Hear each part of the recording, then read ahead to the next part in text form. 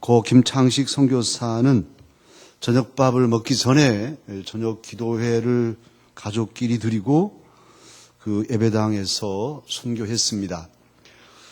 그때 박은희 선교사가 울면서 저한테 전화로 하는 말이 저녁밥도 못 먹여 보냈어요. 그렇게 울었어요. 오늘 예수님 최후의 한 끼 식사를 제자들과 나누십니다. 6월절에 최후의 만찬을 배설하셨습니다. 저녁 밥상을 받으시고 이제 그 식사를 마치시면 겟세마네 동산에 가서 기도하시고 잡히셔서 밤새 시달리시고 이제 아침에 9시에 십자가에 달리시겠죠.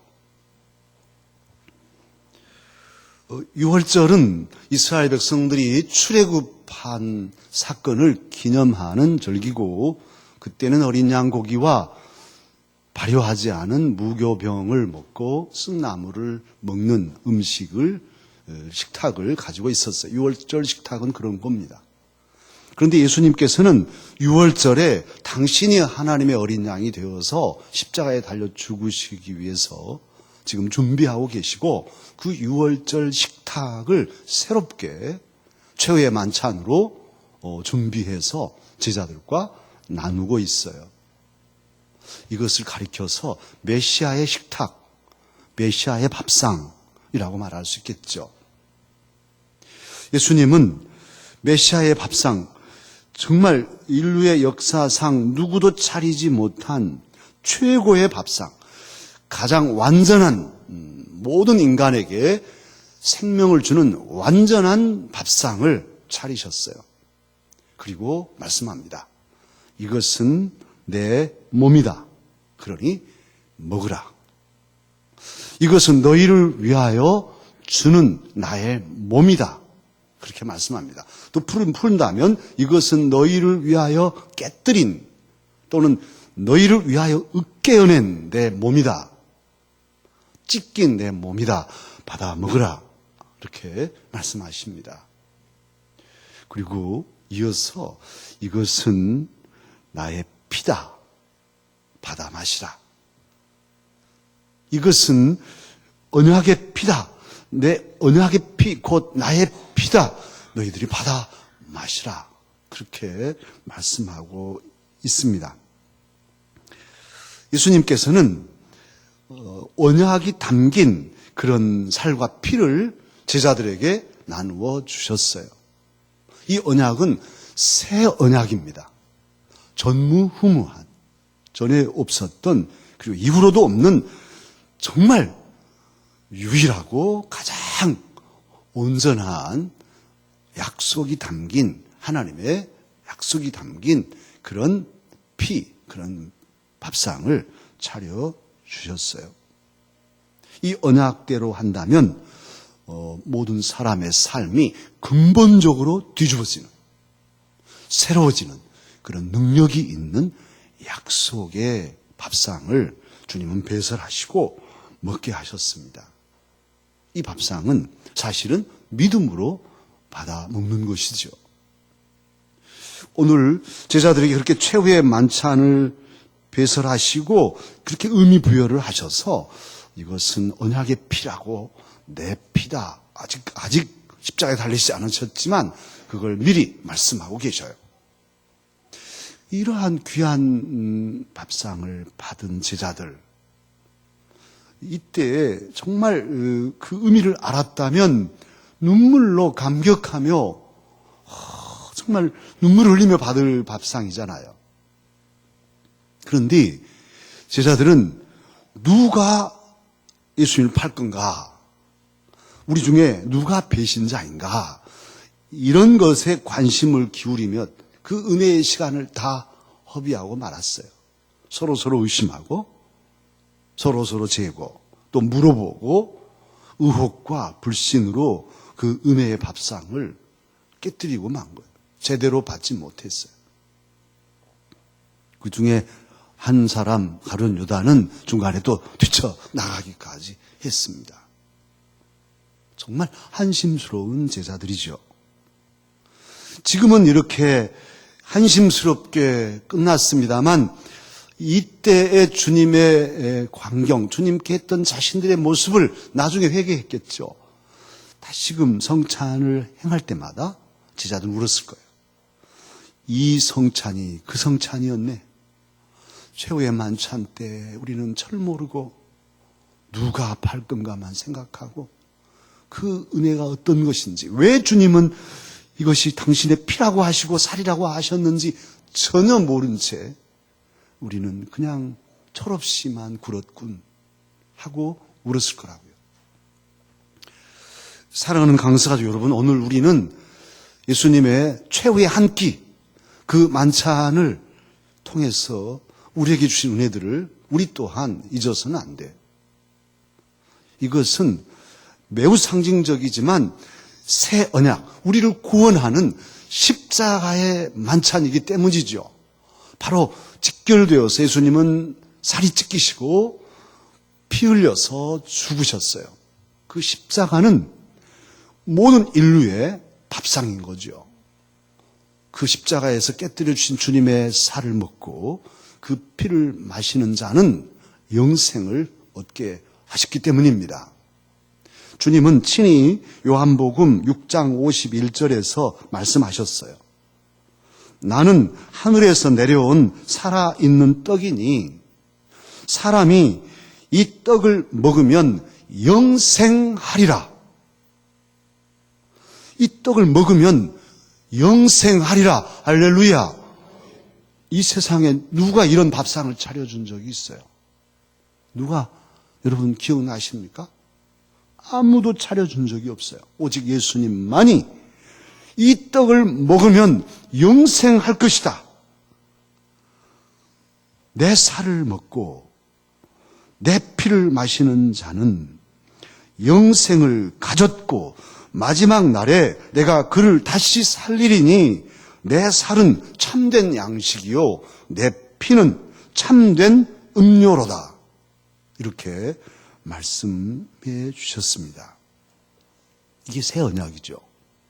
그 언약대로 예수님의 살을 먹고 예수님의 살을 믿음으로 먹고 그 피를 믿음으로 마시는 자는 죄가 사함받고 하나님의 자녀가 되고 영생을 이미 가진 자 되었습니다. 그러고 보면 이 시간 십자가의 은혜를 믿는 예수님을 구주로 믿는 저와 여러분은 영생을 가졌습니다. 영생을 가졌어요. 생명이 우리 안에 있어요. 그러기에 이제 우리가 해야 할 일이 있는데요. 그것은 이제 믿음으로 이 주님의 주신 귀한 은혜를 먹고 마시며 누려야 한다는 거예요. 엄마가 오늘 저녁에 밥상을 잘 차려줬어요. 고기도 하고 뭐 좋아하는 계란부침 뭐 맛있는 걸 다 해놓고 차려줬는데 대한이와 명아지가 안 먹었어. 엄마는 막 이렇게 막 잘해서 먹어라 해도 먹기 싫어요 하고 안 먹어. 그리고는 게임만 하고 있어요. 명아니요, 대한이요 그런 사람 아니지만 그랬다고 그래봐요. 그러면 엄마의 마음이 기쁠까요? 안 기쁠까요? 안 기쁘죠. 섭섭해요. 은혜를 베풀어 주는 이는 은혜를 받은 사람이 그 은혜를 잘 누리면 기뻐요. 지금 차량 운행 우리 박주원 장로님도 하시고 김충구 집사님 또 박영환 집사님 이렇게 다들 하시는데 차를 많이 타주면 기쁠까요? 아무도 안 타면 기쁠까요? 아무도 안 타면? 고생은 고생도라고 아무도 안 타면 하나마나 하는 일을 할 때 얼마나 섭섭하겠어요. 왜 나를 안 탈까? 내가 인상이 험상궂어서 그러나? 뭐 내가 미남이 아니어서 그러나? 세 분 다 미남이잖아요. 근데 박영환 집사님은 약간 미남이 아닌가요?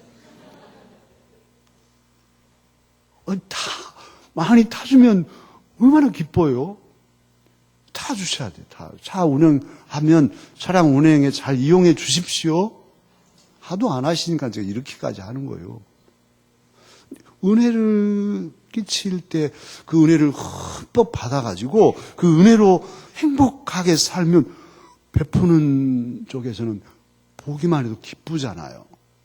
우리 주님이 생명을 주셨어요. 우리를 살리려고. 제발 너희들 잘 살아야 한다. 행복해야 된다. 영원한 생명을 누려라 하고 주셨는데 아무도 안 받아들이네요. 그리고 누리려고 하지 않아. 줘도 그냥 뒷전에나 놓고 다른 엉뚱한 짓이나 하고 있으면 얼마나 속 터질 일이에요. 정말 속이 애가 상하고 속이 터지고 어째 너희들 그러냐 그러시지 않겠어요? 그러니 우리 강서 가족들은 다른 사람들은 몰라도 우리라도 은혜를 잘 받아서 온전히 누립시다. 예수님의 십자가 보혈의 은혜를, 주님의 살을 먹고 피를 마시는 이 은혜를 늘 풍성히 누리자고요. 정말 감사합니다. 하나님, 이런 귀한 은혜를 주셔서 기쁩니다. 정말 주님께서 나를 살리셨네요. 너무 감사해요. 하고 늘 표현도 하고. 그러면 하나님께서 그래, 내가 너희들을 살렸는데 참 살린 보람 있다, 기쁘다, 고맙다. 그러시지 않겠어요? 주님의 은혜는 누려서 주님께 기쁨이 되는 거예요. 온전히 누려서 주님은 더욱 기뻐하실 거예요. 그리고 이제 해야 할 일이 있어요. 그것은 오늘 주님께서도 말씀하시는데 주님이 베풀어 주신 은혜를 기억하며 그 은혜를 재경험해야 돼요. 오늘 본문은 나와 있지 않지만 똑같은 본문 사건을 기록한 누가복음 22장 19절을 보면 이렇게 주님은 말씀하셨어요.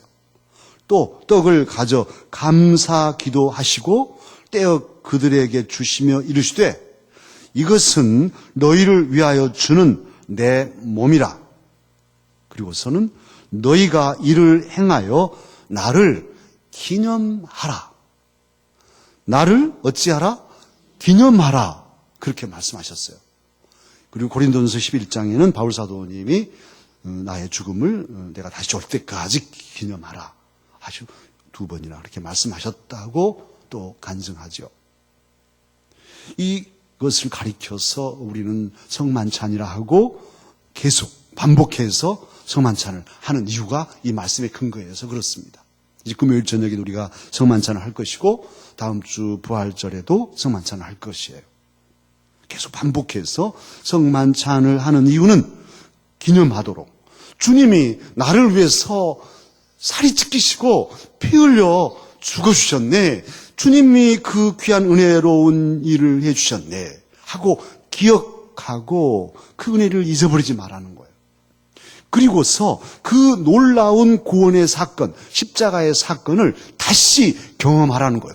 또 경험하고 또 경험하고. 구원은 한 번뿐이죠. 예수님을 믿고 구원받는 것은 한 번이에요. 회개는 한 번뿐이에요. 세례도 한 번뿐이에요. 그러나 그 은혜를 재경험하고 더 깊이 경험하고 더 강하게 경험하는 것은 계속 반복해야 할 일이에요. 그렇지 않으면 잊어버립니다. 구원받은 감사 다 잊어버리고 신앙이 완전히 바닥에 떨어진 이유는 그런 재경험을 하지 않기 때문에 그렇습니다. 그래서 주님은 기념하라. 우리의 성향을 잘 아시기 때문에 말씀하신 거예요. 그러기에 성만찬 하면은 준비해서 마음을 모으고 다시금 그 처음 눈물 흘리며 성찬을 참여했던 그 감격을 회복하려고 애를 쓰고 그래서 기념하고 기억하려고 애를 쓰는 마음 있어야 된단 말이에요.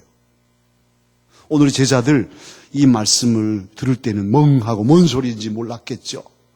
그러나 나중에 이제 성만찬을 교회적으로 베풀 때, 그때 최후의 만찬 때 우리가 얼마나 철없었나.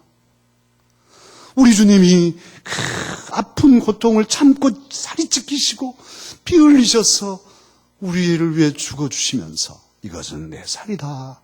받아 먹어라. 이것은 내 피인데 언약의 피다. 받아 마셔라.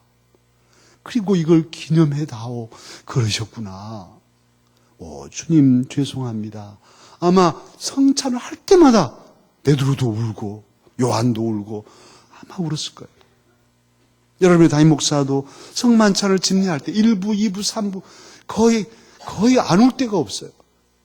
우리 장로님들과 같이 할 때 저는 속으로 울고 겉으로도 울고 눈물이 줄을 흘러낼 때도 있고. 왜냐하면 주님의 은혜를 내가 아니까.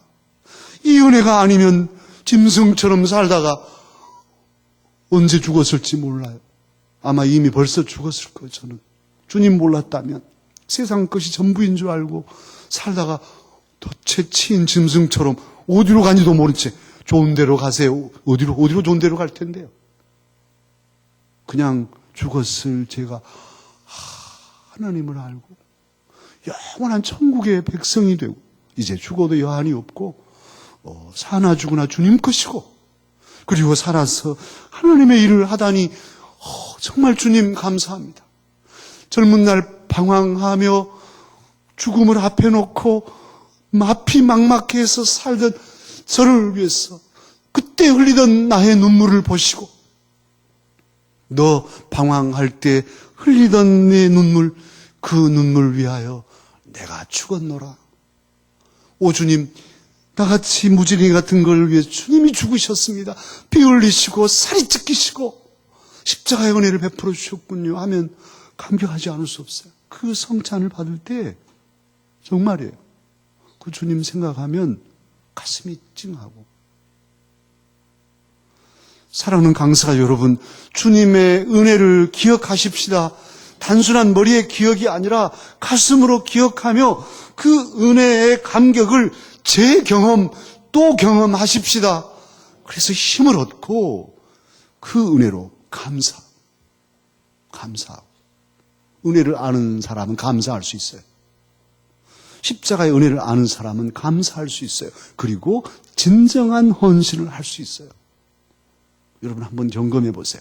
내가 주님의 십자가 또는 성만찬 또는 이 겟세마네 기도에 주님의 십자가를 생각하면서 병아리 눈물만큼이라도 눈물 흘려본 적이 있는지, 정말 가슴에 주님의 십자가 그 사랑 때문에 가슴이 아리고 가슴에서부터 솟구치는 눈물이 한 번이라도 있는지, 없다면 우리는 더 집중해야 될 거예요. 십자가의 은혜를 경험해야 할 거예요. 다시금 이 성만찬, 최후의 만찬 때의 광경을 생각하면서 주님이 이미 나의 밥이 되시고 나의